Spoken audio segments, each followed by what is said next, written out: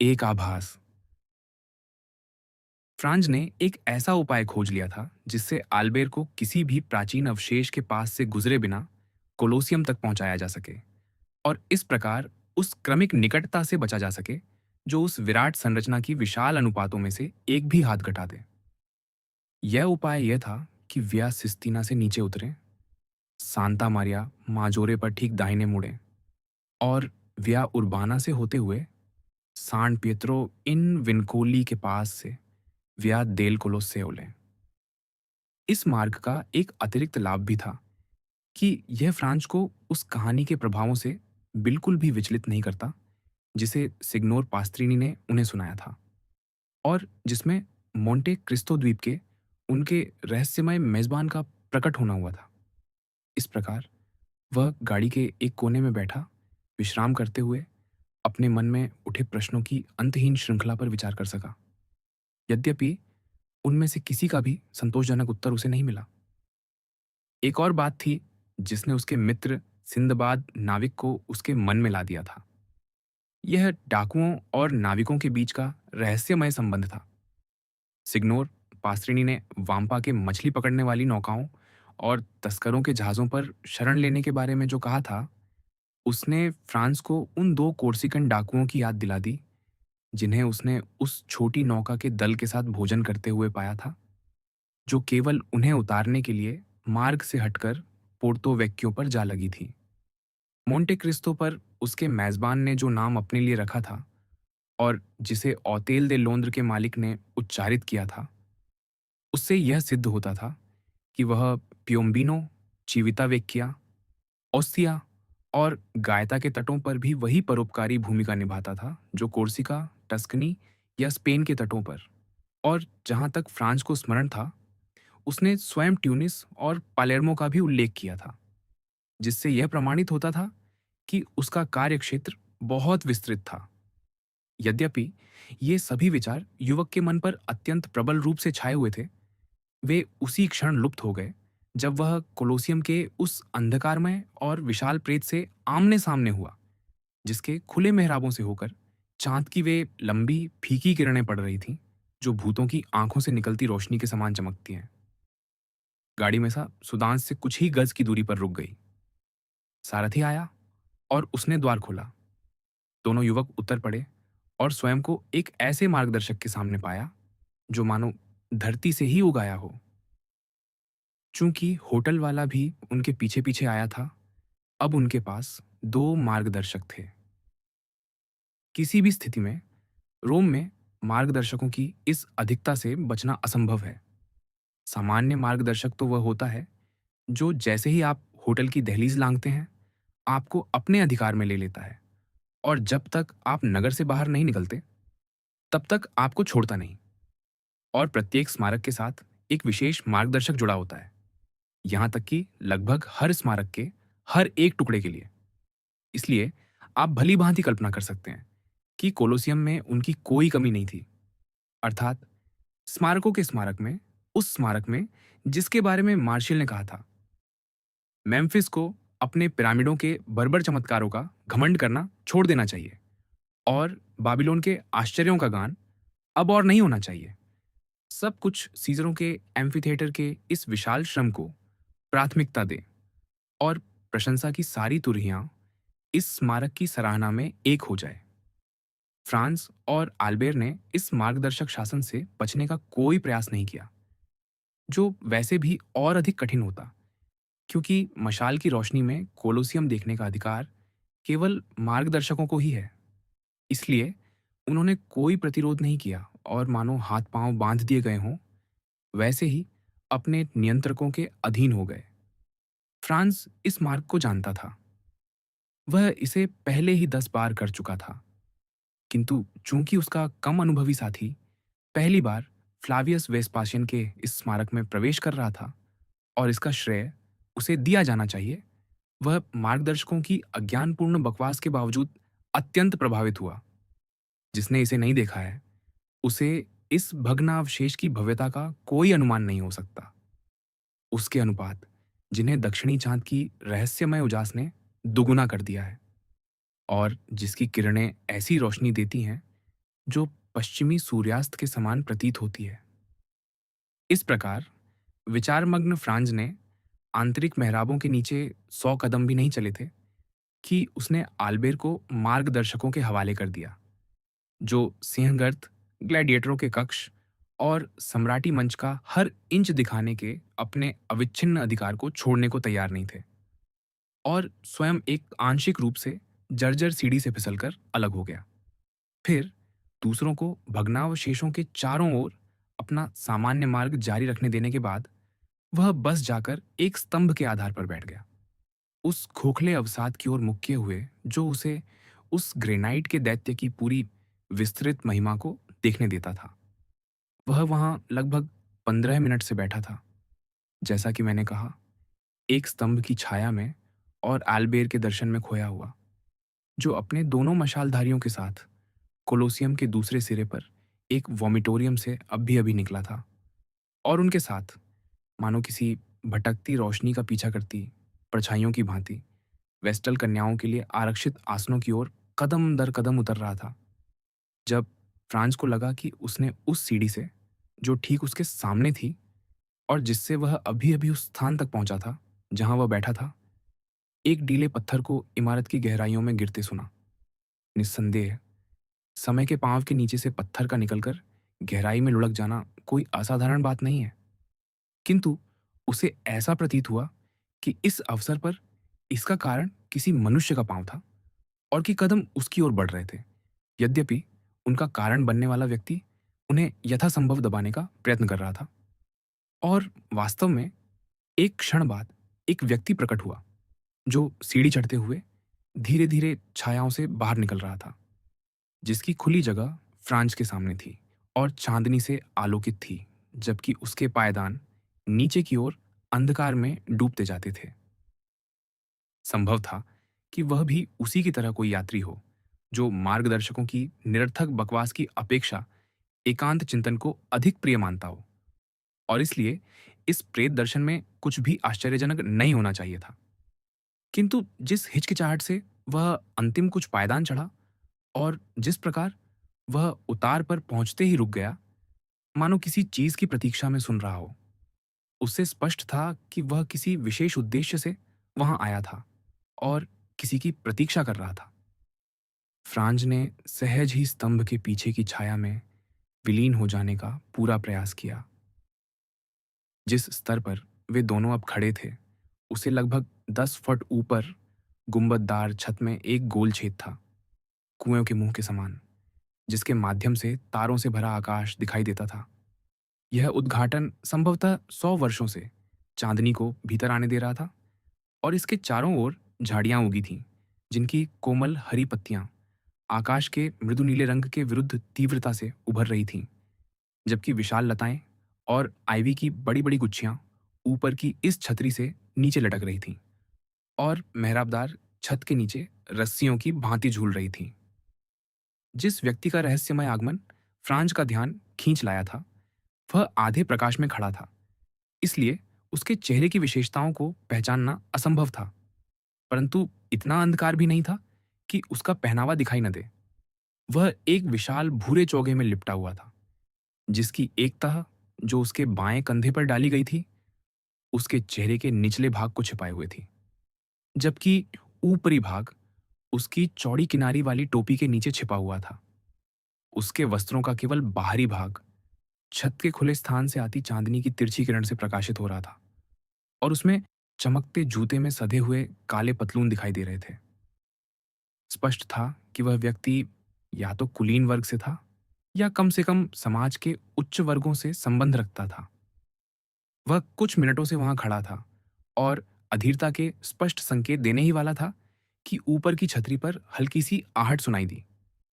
उसी क्षण प्रकाश के सामने एक छाया गुजरी और एक व्यक्ति उस छेद में प्रकट हुआ, नीचे के अंधेरे में ध्यान से झांकता हुआ। चोगे में लिपटे व्यक्ति को देखकर उसने तुरंत लटकती हुई लताओं और बेलों की एक मुट्ठी पकड़ ली, उनके सहारे फिसलता हुआ नीचे उतरा और जमीन से लगभग 3 या 4 फुट ऊपर पहुंचकर हल्के से कूद पड़ा। उसने त्रास्तेवेर का शुद्ध वेश धारण किया हुआ था। मुझे क्षमा कीजिए, उसने रोमन बोली में कहा, मैंने आपको प्रतीक्षा करवाई, फिर भी मैं केवल कुछ ही मिनट देर से आया हूँ। सेंट जॉन लैटेरन में अभी-अभी 10 बजे हैं। आप देर से नहीं आए, मैं जल्दी आ गया था। अजनबी ने शुद्ध तुस्कानी में उत्तर दिया। इसलिए किसी क्षमा की आवश्यकता नहीं। वैसे भी यदि आपने मुझे प्रतीक्षा करवाई होती, तो मैं समझ जाता कि उसका कोई अनिवार्य कारण रहा होगा। आप ठीक ही समझते। मैं अभी-अभी कास्तेल सांत आनजेलो से लौटा हूँ और बेप्पो से बात करना मुझे बहुत कठिन पड़ा। बेप्पो कौन है? बेप्पो कारागार का एक कर्मचारी है, जिसे मैं वहाँ की अंदरूनी बातों की जानकारी के बदले कुछ धन देता हूँ। अच्छा, मैं देख रहा हूँ कि आप दूरदर्शी व्यक्ति हैं और आप क्या अपेक्षा करते हैं? कोई नहीं जानता कि क्या हो जाए। मैं भी एक दिन बेचारे पेप्पिनो की तरह उसी जाल में फंस सकता हूँ और तब मुझे भी किसी चूहे की ज़रूरत पड़ेगी जो मेरी कैद की जालियाँ कुतर दे। तो संक्षेप में, आपको क्या पता चला? मंगलवार को 2 बजे 2 फांसियाँ होंगी, जैसा कि रोम में किसी बड़े त्योहार की शुरुआत में होता है। एक दोषी को माज़ोलातो किया जाएगा। वह एक अभागा है जिसने उस पादरी की हत्या की थी, जिसने उसे पाला था। वह किसी दया के योग्य नहीं है। दूसरे को डेकापितातो किया जाएगा। वह बेचारा पेप्पिनो है। आप क्या अपेक्षा करते हैं? आप केवल पापल सरकार में ही नहीं, बल्कि पड़ोसी राज्यों में भी ऐसा आतंक उत्पन्न करते हैं कि वे किसी उदाहरण को स्थापित करने के लिए पूरी तरह दृढ़ हैं। पर पेप्पिनो तो मेरे गिरोह का सदस्य भी नहीं है। वह तो एक गरीब चरवाहा है, जिसका एकमात्र अपराध यही है कि उसने हमें भोजन पहुंचाया, जो निस्संदेह उसे आपका सहयोगी बनाता है। पर वे उसके प्रति कुछ नरमी दिखा रहे हैं। आपको यदि कभी पकड़ लिया गया, तो पीट-पीट कर मार दिया जाएगा, जबकि उसे केवल सिर काट कर मारा जाएगा। वैसे भी इससे तमाशे में विविधता आएगी और देखने वालों के लिए सब कुछ होगा।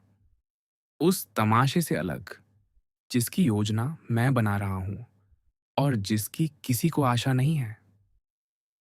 मेरे प्रिय मित्र, चोगे वाले व्यक्ति ने कहा, मुझे यह कहने के लिए क्षमा करें, पर मुझे संदेह है कि आप कोई मूर्खतापूर्ण कार्य करने जा रहे हैं। मैं उस गरीब व्यक्ति की फांसी रोकने के लिए सब कुछ करूंगा, जो मेरी सहायता करने के कारण इस स्थिति में फंस गया है। मधोन्ना की कसम, यदि मैं उस गरीब लड़के के लिए कुछ न करूं, तो स्वयं को कायर समझूंगा। और आप क्या करने का इरादा रखते हैं? मैं 20 या उसके आसपास लोगों को मचान के चारों ओर तैनात करूंगा और जैसे ही वे उसे लाएंगे, संकेत दूंगा। तब हम खंजर निकाले हुए पहरेदारों पर टूट पड़ेंगे और उसे छुड़ा ले जाएंगे। ये योजना मुझे बहुत जोखिम भरी लगती है और मुझे ईमानदारी से विश्वास है कि मेरी योजना इससे बेहतर हो सकती है। और आपकी योजना क्या है? मैं अपने परिचित एक व्यक्ति को 1000 प्यास्त्र दूंगा और पेप्पिनो की फांसी को अगले वर्ष तक टलवा दूंगा। उस समय मैं अपने परिचित एक अन्य व्यक्ति को फिर 1000 प्यास्त्र दूंगा और उससे उसे कारागार से भगा लूंगा। क्या आपको विश्वास है कि यह सफल होगा? परद्यू, चौगे वाले व्यक्ति ने फ्रांसीसी में कहा। मुझे क्षमा कीजिए, त्रास्तेवेर निवासी ने कहा। मेरा अर्थ यह है कि मैं अपने सोने से अकेले ही वह कर लूंगा जो तुम और तुम्हारे सब लोग अपने खंजरों, पिस्तौलों, कार्बाइनों और बंदूकों से भी नहीं कर सकते। इसलिए मुझे ही करने दो। सहर्ष, पर यदि आप असफल रहे, तो हम फिर भी तैयार रहेंगे। तैयार रहना तुम्हारा काम है, पर निश्चिंत रहो, मैं उसे क्षमा दिलवा दूंगा। मंगलवार परसों है, इसलिए सावधान रहिए। आपके पास केवल कल का दिन है। हाँ, ठीक है, पर एक दिन में 24 घंटे होते हैं। 1 घंटे में 60 मिनट और 1 मिनट में 60 सेकंड। 86,400 सेकंड में बहुत कुछ किया जा सकता है। हमें कैसे पता चलेगा कि आप सफल हुए हैं? बहुत सरल। मैंने काफ़े रोसपोली की अंतिम 3 खिड़कियाँ किराए पर ली हैं। यदि मुझे फांसी स्थगित कराने में सफलता मिली, तो दोनों कोने की खिड़कियों पर पीला डायमास्क होगा और बीच वाली पर सफ़ेद डायमास्क पर लाल क्रॉस। बहुत अच्छा। और आप क्षमा पत्र कैसे पहुँचाएँगे? अपने किसी व्यक्ति को पश्चातापी का वेश धराकर मेरे पास भेजना, मैं उसे दे दूँगा। उस वेश में वह आसानी से मचान के नीचे तक पहुँच जाएगा और आदेश को पश्चातापियों के दल के प्रमुख को सौंप देगा, जो उसे जल्लाद को देगा। इस बीच पेप्पिनो को यह समाचार पहुँचा देना, हम नहीं चाहते कि वह डर से मर जाए या पागल हो जाए, क्योंकि तब हमने उसके लिए व्यर्थ ही इतना परिश्रम और खर्च किया होगा। सुनिए, किसान ने कहा, मैं आपसे गहराई से जुड़ा हूँ, ये आप जानते हैं, है ना? मुझे तो यही आशा है। यदि तुम पेप्पिनो को बचा सको, तो यह केवल भक्ति से बढ़कर होगा। अब से यह आज्ञाकारिता होगी। जो कह रहे हो, उसमें सावधानी रखो, मेरे अच्छे मित्र। संभव है कि किसी दिन मैं तुम्हें इस बात की याद दिलाऊं, क्योंकि वह दिन आ सकता है जब मुझे अपनी बारी में तुम्हारी आवश्यकता पड़े। तो फिर, महामहिम, जिस प्रकार इस क्षण मैंने आपको पाया है, उसी प्रकार आप मुझे अपने संकट की घड़ी में पाएंगे। चाहे आप पृथ्वी के दूसरे छोर पर ही क्यों ना हो, आपको केवल मुझे लिखना होगा, ये करो, और मैं उसे करूंगा। अपनी चुप, दूसरे व्यक्ति ने कहा, मुझे कुछ सुनाई दे रहा है। यह कुछ यात्री हैं जो मशालों की रोशनी में कोलोसियम देखने आए हैं। उन्हें हमें साथ देखकर जाने देना उचित नहीं होगा। मार्गदर्शक सब मुखबिर होते हैं और वे तुम्हें पहचान सकते हैं। मेरे प्रिय मित्र, तुम्हारी मित्रता चाहे कितनी ही सम्माननीय क्यों ना हो, यदि लोगों को पता चल गया कि हम जितने निकट हैं उतने हैं, तो मुझे डर है कि मेरी प्रतिष्ठा को उससे क्षति पहुंच सकती है।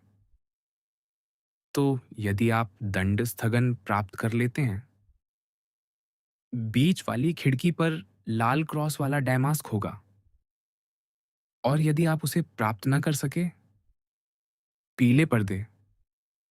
और उस स्थिति में मेरे अच्छे साथी, अपने खंजर का प्रयोग करने में संकोच मत करना। मैं तुम्हें इसकी अनुमति देता हूं और मैं वहां इसे देखने के लिए उपस्थित रहूंगा। विदा, महामहिम।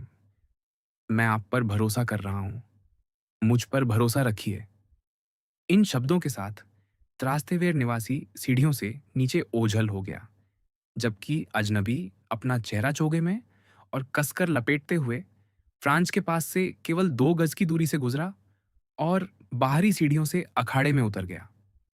एक क्षण बाद फ्रांज ने मेहराबों के नीचे अपना नाम गूंजते सुना। अल्बेर उसे पुकार रहा था। उसने उत्तर देने से पहले प्रतीक्षा की, जब तक कि दोनों व्यक्ति अच्छी तरह दूर न चले गए।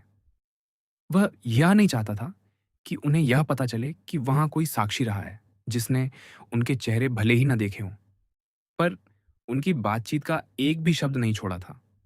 10 मिनट बाद फ्रांज ओतेल दस्पानी की ओर लौट रहा था, जबकि अल्बेर अत्यंत अशिष्ट उदासीनता के साथ सुने जाते हुए प्लिनी और कालपुर्नियस के आधार पर उन जालों पर विद्वतापूर्ण भाषण दे रहा था जिनमें लोहे की कीलें लगी होती थीं और जो जंगली जानवरों को दर्शकों पर झपटने से रोकती थीं।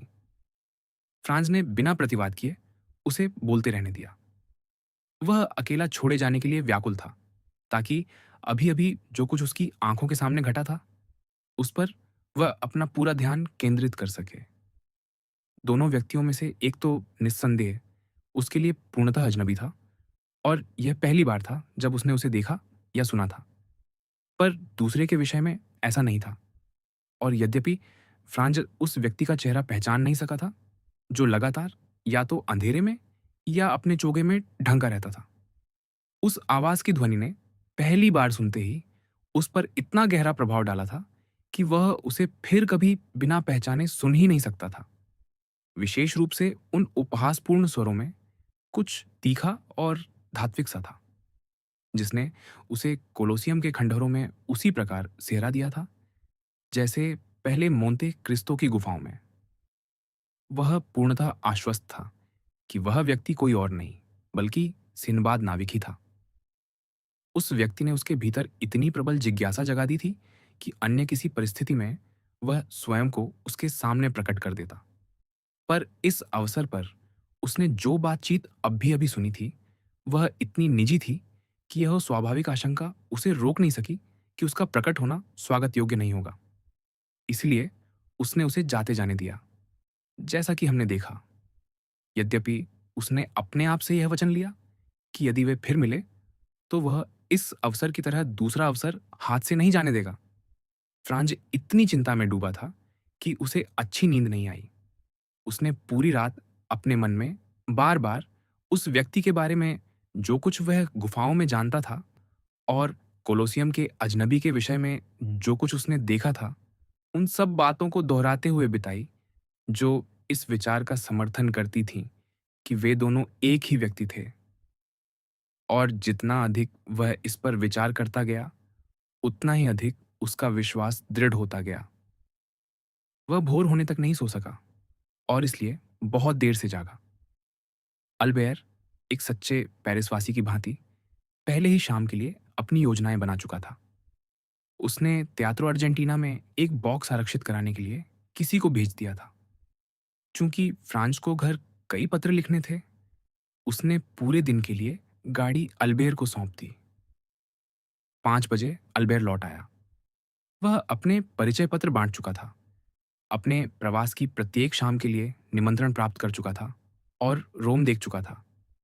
एक दिन उसके लिए यह सब करने के लिए पर्याप्त रहा था, और फिर भी उसके पास यह पता लगाने का समय बच गया था कि कौन सा ओपेरा मंचित हो रहा है और किन कलाकारों के साथ।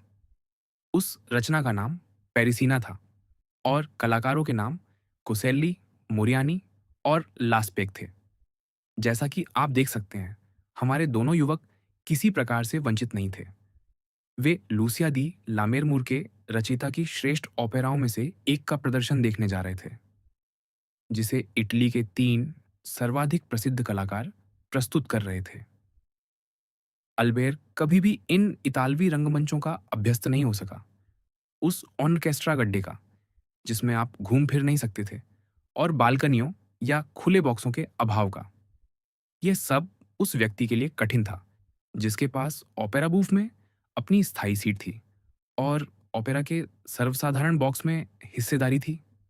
फिर भी इससे अल्बेर को हर बार फ्रांस के साथ ओपेरा जाने पर अत्यधिक साज सज्जा करने से कोई रोक नहीं सकी। एक व्यर्थ परिश्रम, क्योंकि यह स्वीकार करना होगा कि फ्रांसीसी फैशन के सबसे योग्य प्रतिनिधियों में से एक के लिए भी इटली की लंबाई चौड़ाई में 4 महीने की यात्रा के दौरान एल्बेर को एक भी रोमांटिक साहसिक प्रसंग प्राप्त नहीं हुआ था। वह कभी-कभी इस पर मजाक करने की चेष्टा करता था, पर भीतर ही भीतर वह गहराई से आहत था। वह एल्बेर द मोरसेरफ, युवकों में से सबसे योग्य, अब भी यूं ही एड़ियाम रगड़ रहा था। यह और भी पीड़ादायक था क्योंकि हमारे प्रिय देशवासियों की सामान्य विनम्रता के साथ अल्बेर पेरिस से यह विश्वास लेकर निकला था कि वह इटली में सबसे आश्चर्यजनक विजय प्राप्त करेगा और लौटकर पूरे बुलेवार देगांत को अपनी सफलताओं की कथा से आनंदित करेगा। अफसोस, ऐसा नहीं हुआ था। आकर्षक जेनोआ, फ्लोरेंस और नेपल्स की काउंटेसों ने अपने पतियों के साथ नहीं, बल्कि अपने प्रेमियों के साथ ही बने रहना चुना था। और अल्बेर इस पीड़ादायक निष्कर्ष पर पहुंचा कि कम से कम इतालवी स्त्रियों में अपनी फ्रांसीसी बहनों पर यह बढ़त है कि वे अपनी बेवफाई में भी निष्ठावान होती हैं। इसका अर्थ यह नहीं कि इटली में जैसे हर जगह अपवाद न हो। फिर भी अल्बेयर केवल अत्यंत सुरुचिपूर्ण युवक ही नहीं था, बल्कि पर्याप्त बुद्धि का स्वामी भी था। इसके अतिरिक्त वह एक विस्काउंट था, नवीन कुलीनता का, यह सच है। पर आजकल जब किसी को अपनी उपाधि सिद्ध नहीं करनी पड़ती, तो इससे क्या अंतर पड़ता है कि वह 1399 की हो या 1815 की। इन सब के साथ उसके पास 50,000 लीवर की आय भी थी। जैसा कि हम देख सकते हैं, पेरिस में फैशन परस्त होने के लिए इससे अधिक की आवश्यकता नहीं होती। अतः कुल मिलाकर जिन नगरों से वे गुजरे थे, वहां किसी के द्वारा गंभीरता से ध्यान न दिए जाने का तथ्य कुछ हद तक अपमानजनक था। वह रोम में खोए हुए समय की भरपाई करने का पूरा इरादा रखता था, क्योंकि कार्निवाल धरती के हर उस देश में जहां यह प्रशंसनीय संस्था मनाई जाती है, स्वतंत्रता का ऐसा समय होता है जब सबसे कठोर स्वभाव वाला व्यक्ति भी किसी न किसी मूर्खता की ओर खींच सकता है। इसलिए चूंकि कार्निवाल अगले ही दिन आरंभ होने वाला था, यह अत्यंत आवश्यक था कि अल्बेर उसके शुरू होने से पहले अपने परिचय पत्र प्रस्तुत कर दे। इसी विचार से उसने रंगमंच के सबसे प्रमुख बॉक्सों में से एक किराए पर लिया था और अवसर के अनुरूप पूर्णतः सुसज्जित था। वे प्रथम स्तर पर थे, जो हमारे बालकनी के समकक्ष होता है। वैसे भी इटली में पहले तीनों तल समान रूप से एरिस्टोक्रेटिक माने जाते हैं। इसी कारण उन्हें सभागार के नोबल भाग कहा जाता है। वह बॉक्स, जिसमें सहज ही 12 दर्शक बैठ सकते थे, दोनों मित्रों को एम्बिगू में 4 लोगों के बॉक्स से कुछ ही अधिक महंगा पड़ा था।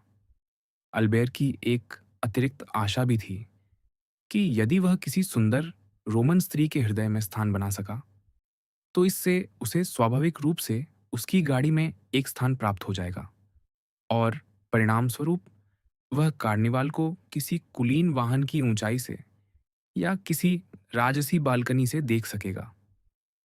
इन सब विचारों ने अल्बेर को पहले से भी अधिक चंचल बना दिया था। उसने कलाकारों की ओर पीठ कर ली, बॉक्स से आधा बाहर झुक गया और 6 इंच लंबी रंगमंचीय दूरबीन से सभी सुंदर स्त्रियों को देखने लगा। इस सब के बावजूद अल्बेर की सारी इस बेचैनी के बदले एक भी स्त्री ने, यहां तक कि जिज्ञासा से भी, उसकी ओर दृष्टि नहीं डाली।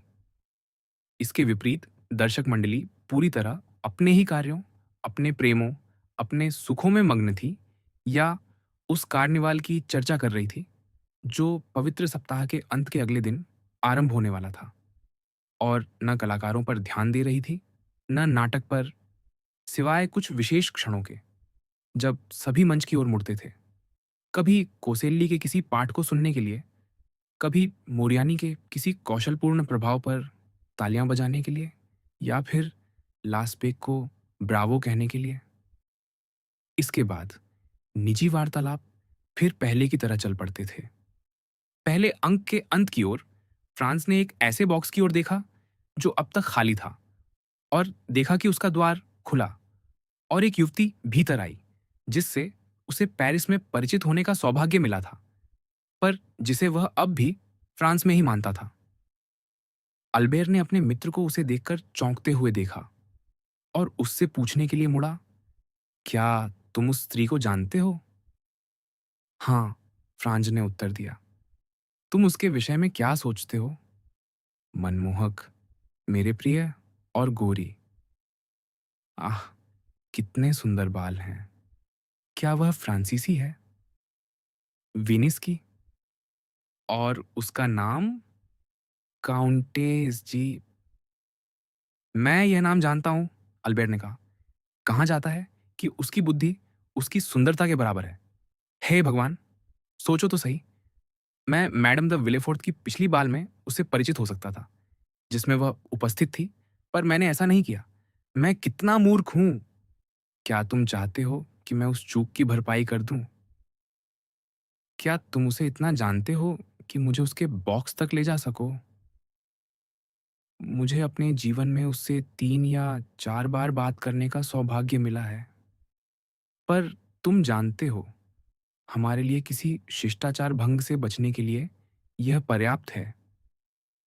इसी क्षण काउंटेस की दृष्टि फ्रांज पर पड़ी और उसने उसे हाथ हिलाकर स्नेहपूर्ण अभिवादन किया, जिसका उत्तर उसने आदरपूर्वक झुक कर दिया।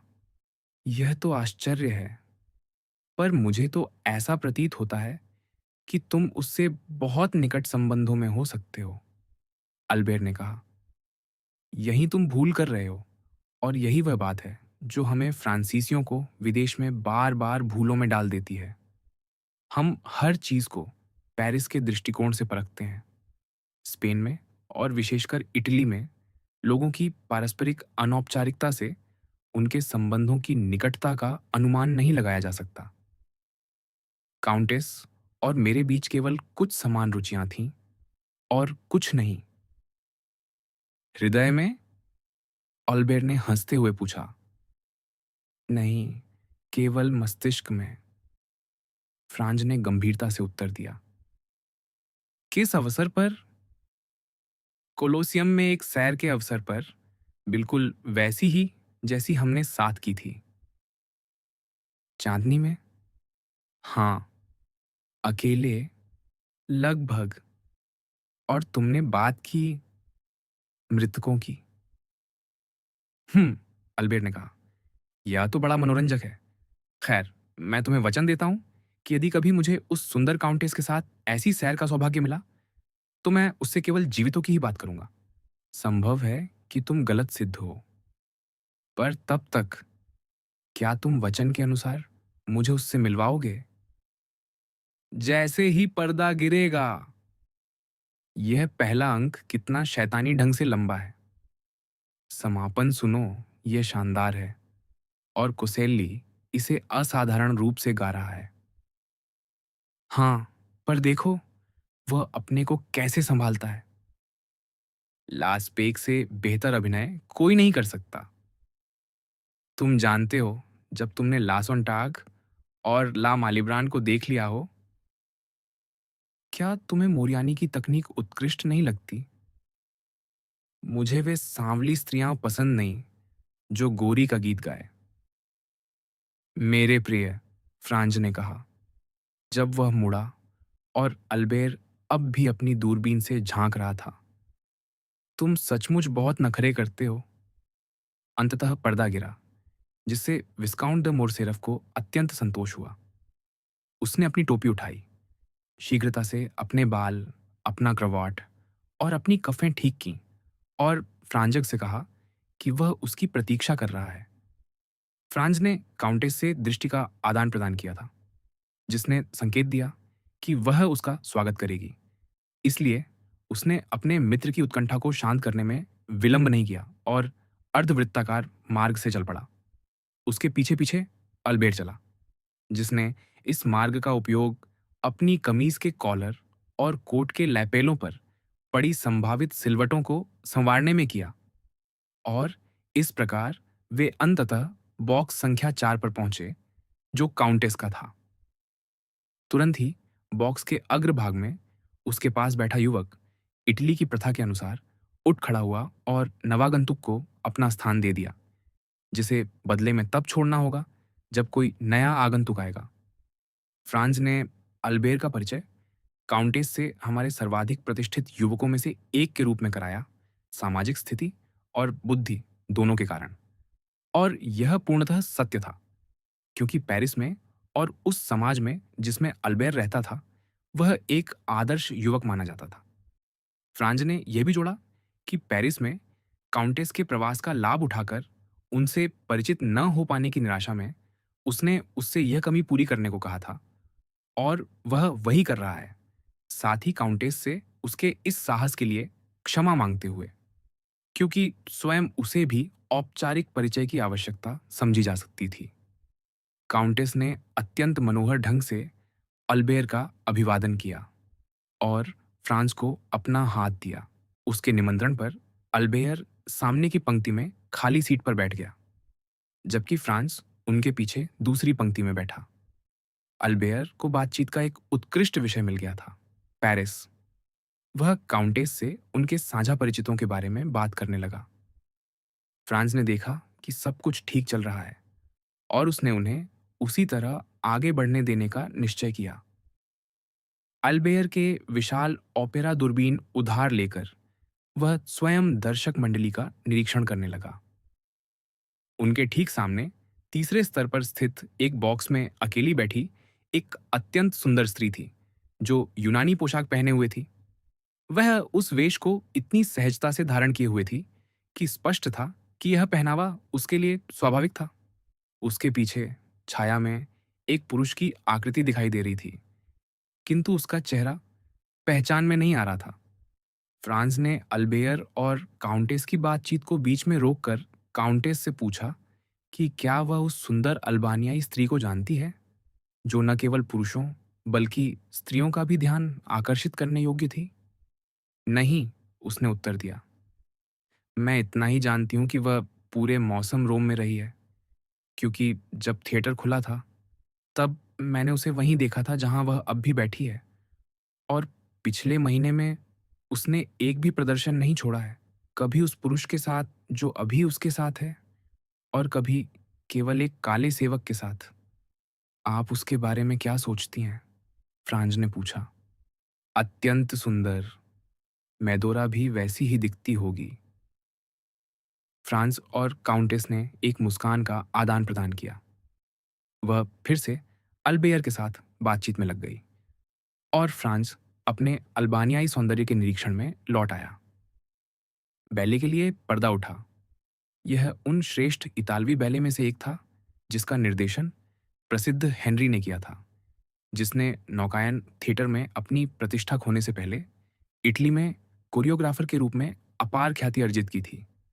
उन बैले में से एक जिसमें प्रमुख नर्तकों से लेकर कोरस तक सभी इतने सक्रिय होते हैं कि 150 नर्तक एक ही समय पर एक ही गति करते हैं, एक ही हाथ या पैर को पूर्ण सामंजस्य में उठाते हैं। इस बैले का नाम पोलिस का था। फ्रांस अपनी सुंदर यूनानी में इतना मग्न था कि बैले पर, चाहे वह कितना ही रोचक क्यों न हो, उसका ध्यान नहीं गया। उसके विपरीत वह स्पष्ट रूप से प्रदर्शन का आनंद ले रही थी, और उसका यह आनंद उस पुरुष की गहरी उदासीनता से बिल्कुल विपरीत था जो उसके साथ था। इस कोरियोग्राफिक कृति की पूरी अवधि के दौरान वह पूर्णतः स्थिर रहा, और तुरहियों, घंटियों और झांझों से उठते नरकीय शोर के बावजूद ऐसा प्रतीत होता था मानो वह एक विलासपूर्ण और निष्कलंक नींद के स्वर्गीय सुखों का आनंद ले रहा हो। अंततः बैले समाप्त हुआ और पर्दा गिरा।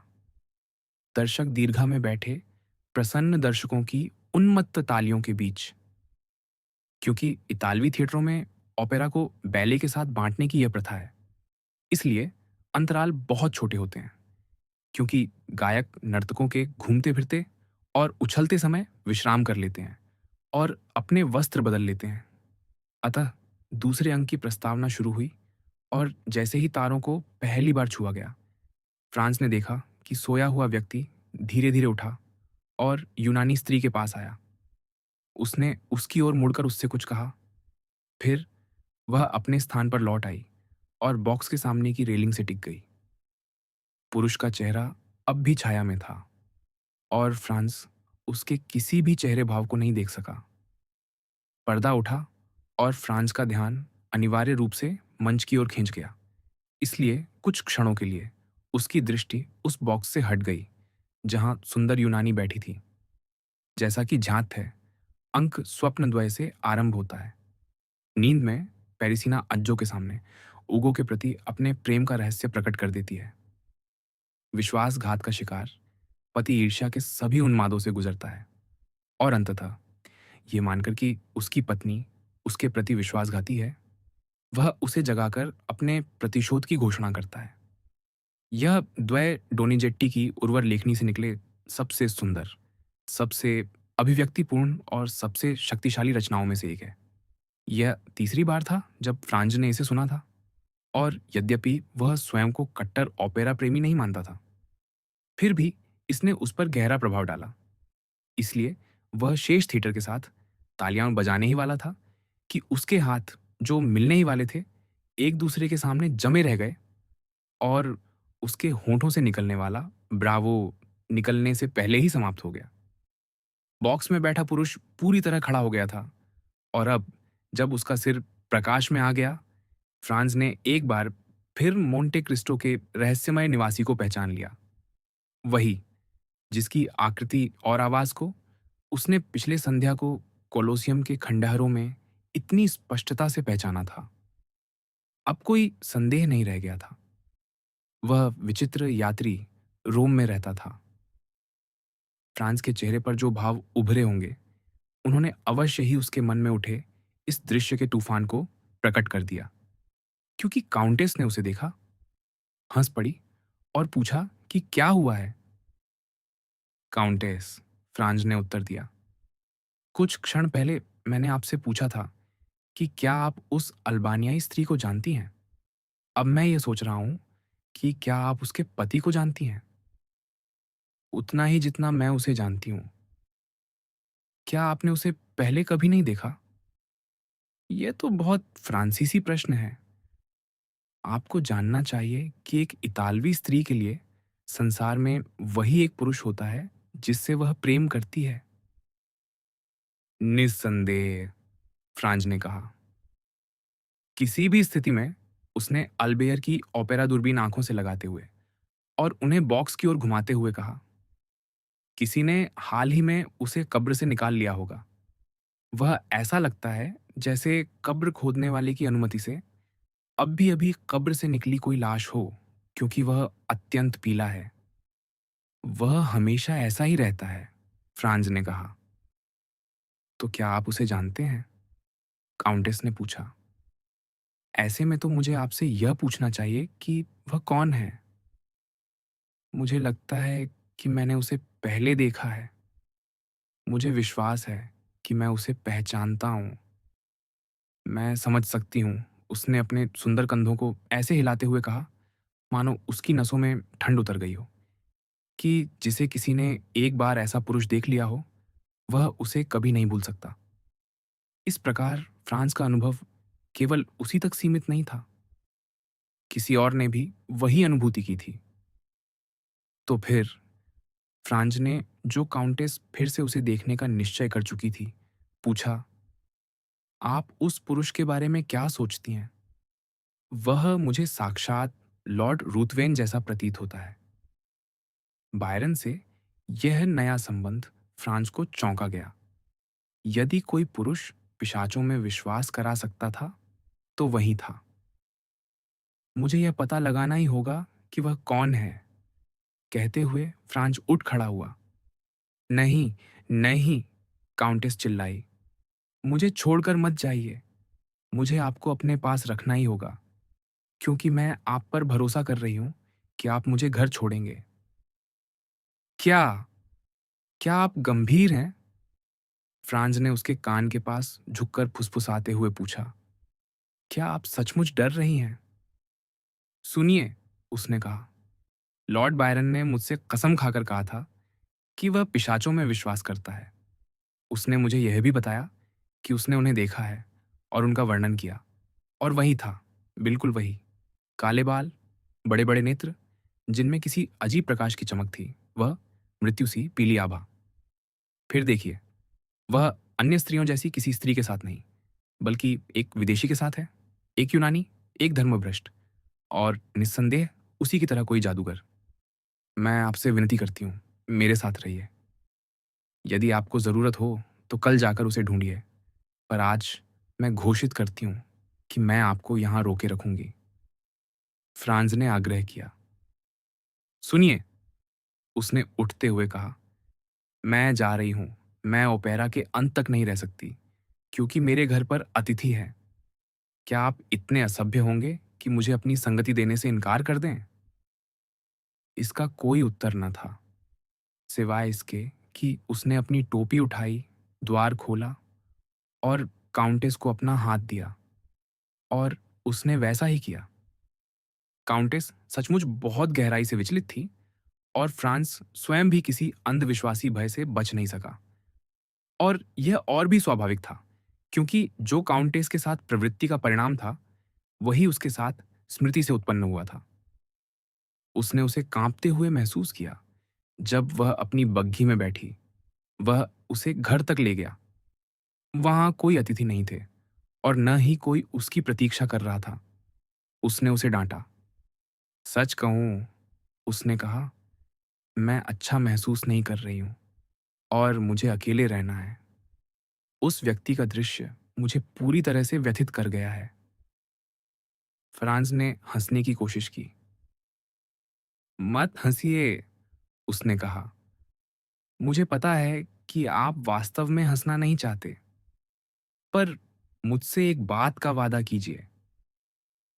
क्या? वादा कीजिए, जो आप चाहें, सिवाय इसके कि मैं यह खोज छोड़ दूँ कि वह व्यक्ति कौन है। मेरे पास ऐसे कारण हैं, जिन्हें मैं आपको नहीं बता सकता, जिनके लिए मुझे यह जानना है कि वह कौन है और वह कहाँ से आता है और कहाँ जा रहा है। मुझे नहीं पता वह कहाँ से आता है, पर मैं आपको बता सकती हूँ कि वह कहाँ जा रहा है। निश्चय ही नरक की ओर।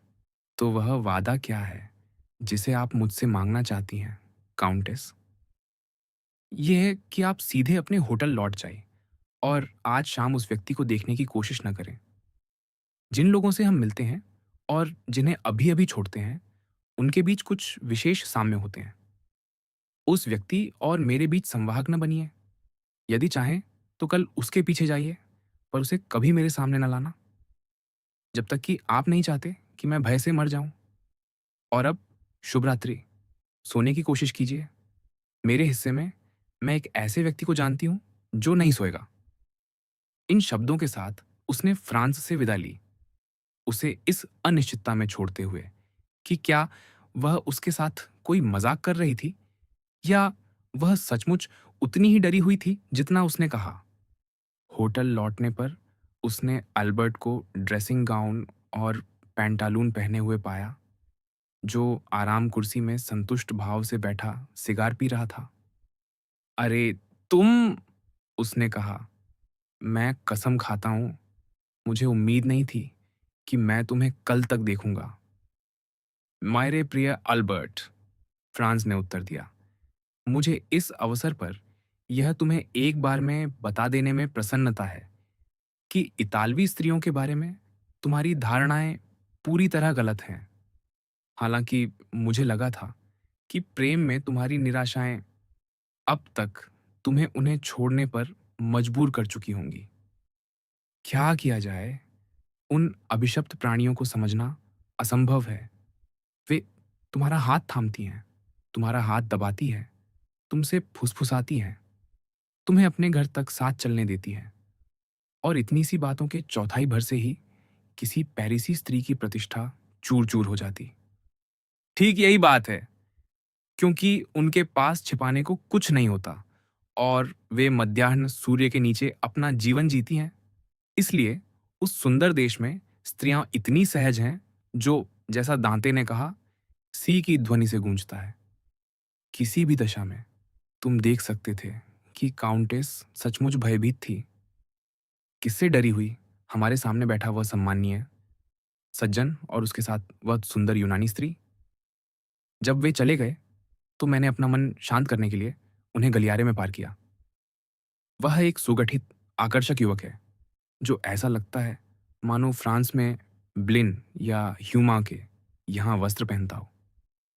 थोड़ा पीला अवश्य है, पर निस्संदेह पीला होना तो विशिष्टता का चिन्ह है। फ्रांस मुस्कुराया। अल्बर्ट को स्वयं भी पीला दिखने की आकांक्षा थी। मैं आश्वस्त हूँ, फ्रांस ने कहा, कि उसके बारे में काउंटेस की धारणाओं में कोई तुक नहीं है। क्या उसने तुम्हारी सुनाई में कुछ कहा? वह बोला तो था, पर रोमैक में मैंने भाषा को यूनानी के कुछ भ्रष्ट शब्दों से पहचाना। मुझे तुम्हें बताना चाहिए, मेरे प्रिय मित्र, कि स्कूल में मैं यूनानी में बहुत अच्छा था। तो वह रोमैक बोल रहा था? संभवतः। तो इसमें कोई संदेह नहीं, वही है। क्या? कुछ नहीं। तो तुम यहाँ क्या कर रहे थे? तुम्हारे लिए एक आश्चर्य तैयार कर रहा था। कौन सा आश्चर्य? तुम जानते हो, गाड़ी मिलना असंभव है। हे भगवान! हमने मानवीय रूप से संभव सब कुछ किया, पर व्यर्थ। तो मेरे मन में एक अद्भुत विचार आया है। फ्रांज ने अल्बर्ट को ऐसे व्यक्ति की दृष्टि से देखा जिसे उसके विचारों पर अधिक विश्वास नहीं था। मेरे अच्छे मित्र, अल्बर्ट ने कहा, अभी अभी तुमने मुझे ऐसी दृष्टि दी है कि मुझे संतोष की मांग करनी पड़ेगी। मैं देने को तैयार हूं, मेरे प्रिय मित्र, यदि तुम्हारा विचार उतना ही सूझबूझ भरा है जितना तुम दावा करते हो। सुनो, मैं सुन रहा हूं। गाड़ी पाने का कोई साधन नहीं है ना? कोई नहीं। या घोड़े या घोड़े, पर हम एक बैलगाड़ी तो पा सकते हैं शायद। और एक जोड़ी बैल, संभवतः। तो बस यही हमें चाहिए। मैं गाड़ी को सजवाऊंगा, हम नेपल्स के खेतिहर मजदूरों का वेश धारण करेंगे और लियोपोल्ड रोबेर की उस भव्य चित्रकला का जीवित रूप बनेंगे। और यदि और भी अधिक प्रामाणिकता के लिए काउंटेस पुत्सोली या सोरेंटो की स्त्री का वेश पहनना चाहें, तो यह दृश्य को पूर्ण कर देगा। और वह बच्चे के साथ स्त्री की मूल आकृति का प्रतिनिधित्व करने के लिए पर्याप्त सुंदर है। क्यों? फ्रांज ने पुकारा। इस बार तुम सही हो अल्बर्ट, यह सचमुच प्रेरित विचार है। और पूरी तरह फ्रांसीसी, सीधे कुछ न करने वाले राजाओं से निकला हुआ, ठीक वैसा ही। आह, तुम रोमी लोग, क्या तुमने सोचा कि हम तुम्हारी सड़कों पर पैदल ही दौड़ते फिरेंगे सिर्फ इसलिए कि तुम्हारे यहाँ घोड़ों और गाड़ियों की कमी है? जरा भी नहीं। हम कोई ना कोई उपाय सोच लेंगे। क्या तुमने इस शानदार योजना के बारे में किसी को बताया है? अपने मेजबान को। लौटते ही मैंने उसे बुलाया और बताया कि हमें क्या चाहिए। उसने आश्वासन दिया कि इससे सरल कुछ नहीं हो सकता। मैं चाहता था कि बैलों के सींगों पर सोने की पत्ती लगाई जाए, पर उसने कहा कि इसमें 3 दिन लगेंगे, इसलिए हमें उस विवरण के बिना ही काम चलाना होगा। वह कहाँ है? कौन? हमारा मेजबान। गाड़ी ढूंढने गया है, कल तक देर हो सकती है। तो तुम आज शाम उसके उत्तर की प्रतीक्षा कर रहे हो? किसी भी क्षण। इतना कहते ही द्वार खुला और सिग्नोर पास्त्रिनी ने अपना सिर भीतर डाला। अनुमति? उसने कहा। निश्चय ही अनुमति है, फ्रांज ने कहा। तो फिर बताइए, अल्बेयर ने कहा। क्या आपने हमारे लिए वे बैल ढूंढ लिए हैं जिनकी हमने मांग की थी, और वह गाड़ी जिसकी हमें आवश्यकता है? मैंने उससे भी बेहतर ढूंढ लिया है, आत्मसंतुष्ट उत्तर आया। सावधान रहिए मेरे प्रिय सीनियोर पास्त्रिनी, अल्बेयर ने कहा। बेहतर अक्सर अच्छे का शत्रु होता है।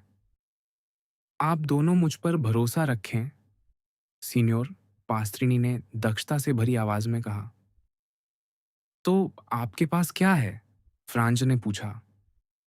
आप जानते हैं कि काउंट ऑफ मोंते क्रिस्तो उसी मंजिल पर ठहरे हैं जिस पर आप हैं। यह तो हम भली भांति जानते हैं, अल्बेयर ने कहा। उन्हीं की बदौलत तो हमें रूस एंड निकोलस दू शार्दोने में 2 छात्रों की तरह ठहराया गया है। बहुत अच्छा। लेकिन उन्हें आपकी कठिनाई का पता चल गया है और उन्होंने मुझे यह प्रस्ताव देने को कहा है कि आप दोनों उनकी बग्घी में 2 स्थान और पालात्सो रोस्पोली की उनकी खिड़कियों पर 2 स्थान स्वीकार करें। अल्बेयर और फ्रांज ने एक दूसरे की ओर देखा। अल्बेयर ने कहा, क्या हमें किसी अजनबी से, जिसे हम जानते भी नहीं, यह प्रस्ताव स्वीकार कर लेना चाहिए? ये काउंट ऑफ मोंटे क्रिस्तो किस तरह के व्यक्ति हैं? फ्रांज ने सराय वाले से पूछा। एक अत्यंत महत्वपूर्ण सिसिली या माल्टा के सज्जन, मैं ठीक ठीक नहीं कह सकता कौन से, पर बोर्गे से जितने कुलीन और सोने की खान जितने धनी। मुझे ऐसा लगता है, फ्रांज ने कहा, कि यदि यह व्यक्ति उतना ही शिष्ट होता जितना हमारा मेजबान कहता है, तो वह किसी और ढंग से अपना निमंत्रण भेजता, लिखित रूप में या। उसी क्षण दरवाजे पर दस्तक हुई। आइए, फ्रांज ने कहा।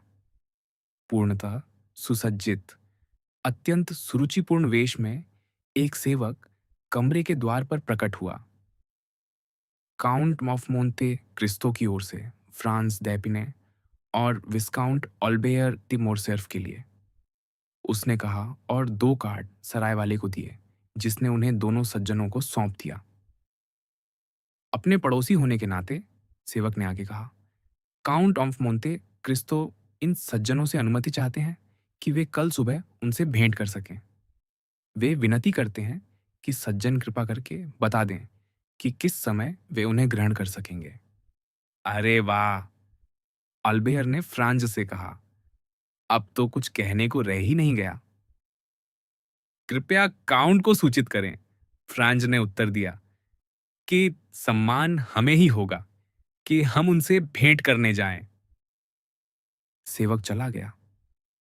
इसे तो शिष्टाचारों की बांट कहा जा सकता है, अल्बेयर ने कहा। आप निस्संदेह सही हैं, सीनियोर पास्त्रीनी। आपके ये काउंट ऑफ मोंते क्रिस्तो पूर्णतः सज्जन हैं। तो आप उनका प्रस्ताव स्वीकार करेंगे? अरे भगवान, हाँ, अल्बेयर ने कहा। हालांकि मुझे स्वीकार करना होगा कि मुझे गाड़ी पर हमारे किसानों का कुछ खेद रहेगा, और यदि पालात्सो रोस्पोली की खिड़की ना होती जो हमारी हानि की भरपाई कर दे, तो मैं अपने मूल विचार पर ही अड़ा रहता। तुम क्या कहते हो, फ्रांस? मैं भी यही कहता हूँ कि पालात्सो रोस्पोली की खिड़कियों ने मेरा मन बना दिया है, उसने उत्तर दिया। पालात्सो रोस्पोली की खिड़कियों पर दो स्थानों के इस प्रस्ताव ने फ्रांस को उस बातचीत की याद दिला दी जो उसने कोलोसियम के खंडहरों में उस अजनबी और त्रास्तेवेरे के व्यक्ति के बीच सुनी थी, जिसके दौरान चोगा ओढ़े व्यक्ति ने दंडित कैदी के लिए क्षमा दिलाने का वचन दिया था। यदि, जैसा कि हर बात फ्रांस को विश्वास दिला रही थी, चोगा ओढ़े व्यक्ति वही था जिसकी साला अर्जेंटीना में उपस्थिति ने उसे इतना व्यग्र कर दिया था, तो वह निश्चय ही उसे पहचान लेगा, और तब उसकी जिज्ञासा शांत करने से उसे कुछ भी नहीं रोक सकेगा। उसने रात का एक भाग अपनी उन दो प्रेत छवियों के स्वप्न देखने और अगले दिन की प्रतीक्षा में बिताया। तब सब कुछ स्पष्ट हो जाना चाहिए था। इस बार, जब तक कि उसके मेजबान के पास गाइजिस की अंगूठी और अदृश्य होने की शक्ति न हो, यह निश्चित था कि वह बच नहीं पाएगा। परिणाम स्वरूप वह 8 बजे से पहले ही जाग गया।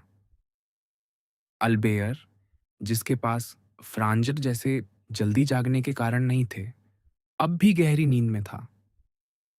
फ्रांस ने सराय वाले को बुलाया, जो अपनी आदतन विनीतता के साथ आ पहुंचा। सीनियोर पास्त्रीनी, उसने पूछा, क्या आज कोई फांसी नहीं होने वाली है? हाँ महोदय, लेकिन यदि आप खिड़की की बात कर रहे हैं, तो अब इस पर सोचना कुछ देर हो चुकी है। नहीं नहीं, वैसे भी यदि मैं सचमुच यह दृश्य देखने को उत्सुक होता, तो शायद मुझे मोंते पिंचियो पर कोई स्थान मिल ही जाता। ओह, मैंने तो मान लिया था कि आप सामान्य भीड़ में मिलना नहीं चाहेंगे, जो उसे एक तरह का प्राकृतिक रंगमंच मानती है। संभव है मैं जाऊं ही नहीं, फ्रांज ने कहा, लेकिन मैं कुछ विवरण जानना चाहता हूं। क्या? मैं जानना चाहता हूं कि कितने दोषी हैं, उनके नाम क्या हैं, और उन्हें किस प्रकार का दंड दिया जाना है। बिल्कुल सही समय पर पूछा है महोदय। मुझे अभी अभी तावोलेत्ते लाई गई हैं। तावोलेत्ते क्या होती हैं? तावोलेत्ते लकड़ी की वे तख्तियां होती हैं जिन्हें फांसी के दिन हर सड़क के मोड़ पर टांगा जाता है। उन पर एक सूचना चिपकी होती है जिसमें दोषियों के नाम, अपराध और दंड की विधि लिखी होती है। इन सूचनाओं का उद्देश्य श्रद्धालुओं को यह प्रार्थना करने के लिए प्रेरित करना होता है कि ईश्वर अपराधियों को सच्चे मन से पश्चाताप करने की कृपा दें। और ये तावोलेत्ते आपके पास इसलिए लाई जाती है ताकि आप भी श्रद्धालुओं की प्रार्थनाओं में अपनी प्रार्थना जोड़ सकें। फ्रांज ने संदेह से पूछा। नहीं हुजूर, मेरा इश्तिहार चिपकाने वाले से एक समझौता है, और वह इन्हें मेरे पास उसी तरह ले आता है जैसे मनोरंजनों के विज्ञापन लाता है, ताकि यदि मेरे किसी अतिथि को फांसी देखने की इच्छा हो, तो वह पूरी तरह से अवगत हो सके।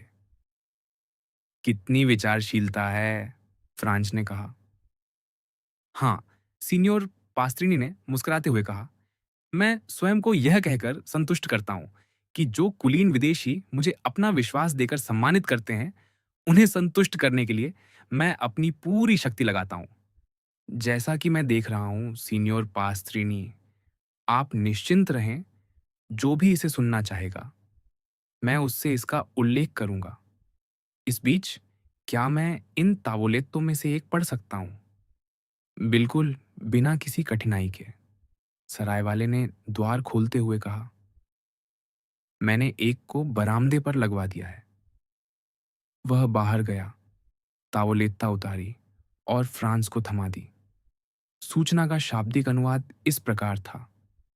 सभी को सूचित किया जाता है कि मंगलवार 22 फरवरी कार्निवाल के पहले दिन ला रोता न्यायालय के आदेश से पियाज़्ज़ा देल पोपुलो में आंद्रेया रोंडोलो पर मृत्युदंड लागू किया जाएगा, जो सेंट जॉन लेटन के गिरजाघर के कैनन, अत्यंत सम्मानित और पूज्य व्यक्ति चेसारे तेर्लिनी की हत्या का दोषी है, और पेपिनो उर्फ रोक्का प्रियोरी पर भी, जिसे घृणित डाकू लुइजी वाम्पा और उसके साथियों का सहयोगी पाए जाने के कारण दोषी ठहराया गया है।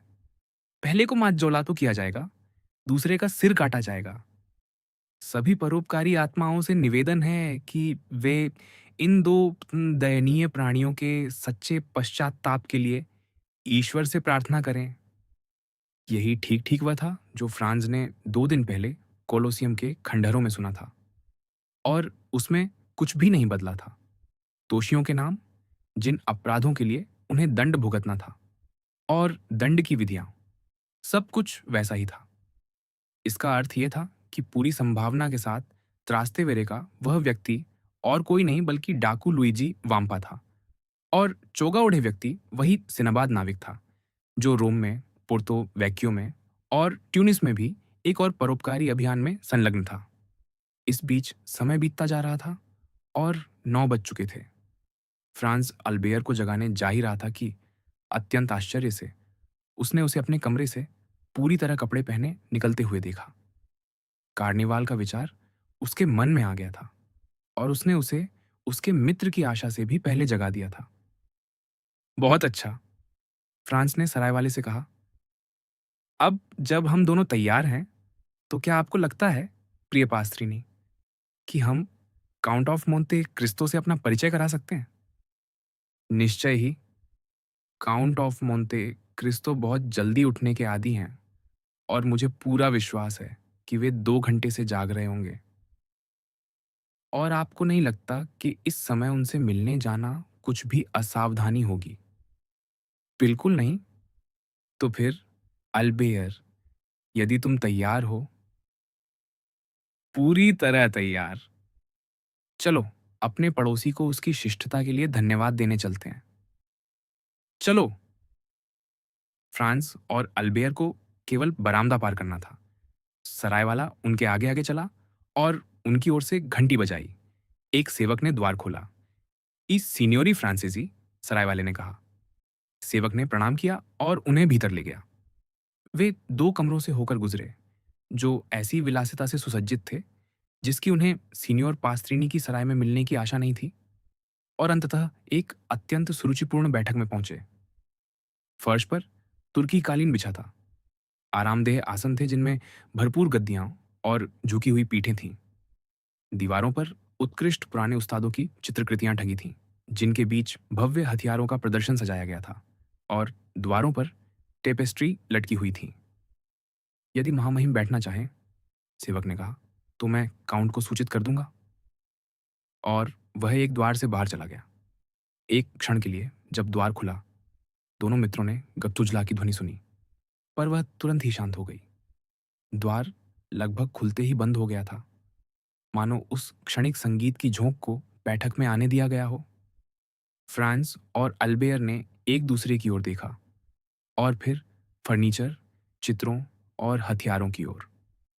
दूसरी दृष्टि में सब कुछ उन्हें पहले से भी अधिक प्रभावशाली लगा। तो फ्रांस ने अपने मित्र से पूछा, तुम इसका क्या अर्थ निकालते हो? मेरे प्रिय, उसने कहा, मेरे विचार में तो या तो हमारा पड़ोसी कोई ऐसा सौदागर है जिसने स्पेनी शहरों में सफल जुआ खेला है, या फिर वह कोई राजकुमार है जो गुप्त रूप से यात्रा कर रहा है। चुप, फ्रांज ने कहा। हम शीघ्र ही जान लेंगे। वह आ रहा है। किवाड़ों पर घूमते हुए द्वार के खुलने की ध्वनि अब भी अभी दोनों आगंतुकों तक पहुंची थी, और लगभग उसी क्षण टेपेस्ट्री अलग हुई और इस सारी समृद्धि के स्वामी के लिए मार्ग बना। अल्बेयर आगे बढ़ा, पर फ्रांस जड़ होकर वहीं रह गया। जो व्यक्ति भीतर आया था वह और कोई नहीं बल्कि कोलोसियम का वही चोगाधारी पुरुष था, रंगमंच की कोठरी का वही अजनबी, और मोंते क्रिस्तो द्वीप पर उसका रहस्यमय मेजबान।